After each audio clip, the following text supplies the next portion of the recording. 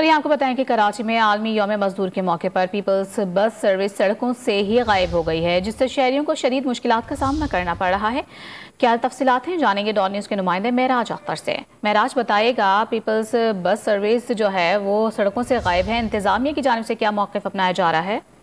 आज देखिए, बिल्कुल आज आलमी यौम मजदूर मनाया जा रहा है, तो हमने ये देखा शहर में कि मजदूर तो तकरीबन काम करते हुए नजर आ रहे हैं हमें, लेकिन जो सरकारी पीपल्स बस सर्विस है वो जो है शहर की सड़कों से गायब हो गई है और बहुत ही कहीं नजर भी आ रही है, तो बहुत ही कम तादाद में नजर आ रही है। मलीर कैंट से लेकर जो है टावर तक चलने वाली जो है सिर्फ 3 बसें, इंतजामिया से हमारी बात हुई तो उनके कहने में 3 बसें ऑपरेशनल हैं।